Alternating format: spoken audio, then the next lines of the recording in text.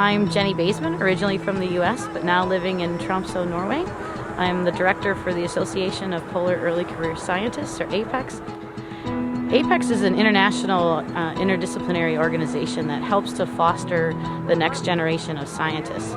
So APECS helps to take young researchers and give them that next step in their careers, to introduce them to people who are doing similar things in different countries, to help them cross borders and boundaries, whether that's between countries or disciplines, and really make sure that they can network and learn from the senior researchers who have gone before them.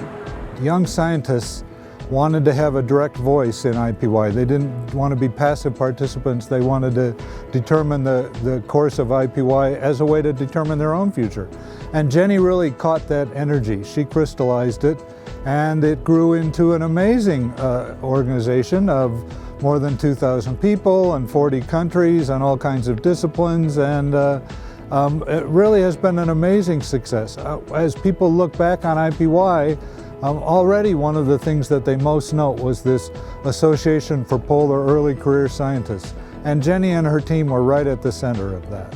I think that reading about science and learning things in a lab is great, but what's really important and what really instills the connection with students or with people in general and the environment that they're studying is being there, being out in the field, collecting the data themselves. I think it gives them a much more deeper appreciation for what's going on, and not only helps them to understand better and to answer the research questions, but it gives them ice in their veins, if you will, and really makes them want to continue to protect the planet. Jelly bean, this is Lemonhead. Do you read me? Over. Jenny and I worked together while we were on the field team and learned a lot about each other. I think we both found out that we both are really hard workers, really dedicated to what we believe in, and we also both have a lot of fun when we're together. Every afternoon we were surveying streams in the dry valleys of Antarctica, and one of us would be running the survey equipment, the other would be down in the stream bed and marking where we would need to take our measurements, and we would call back and forth on the radio and had a lot of fun doing it. Little did we know, though, that our radio was being picked up all over the dry valleys and back in McMurdo, and so when we found out later that a lot of people would listen in the afternoon to the Jelly Bean and Lemonhead show. These regions are magic. They appear very beautiful in pictures, and once in a while you can have great weather days and they're wonderful, but what you don't see through pictures or really learn to appreciate is the feeling of when you're here, the remoteness and the uniqueness of being in this area and how precious it is. And I think the people who've been to the polar regions have a unique responsibility, and I think they also feel the desire to communicate what they've learned and to take the knowledge and the excitement to share it with the rest of the world. There's so many things you taught me in the last 2 years that have helped me in such a great way to do my PhD, to finish it, to learn all the skills that I need for research, and I'm still learning quite a bit from you, and you've been one of my best mentors, so this is just a very, very great opportunity to thank you as well for all you've done for me and for all the other people that are associated with the Association of Polar Early Career Scientists.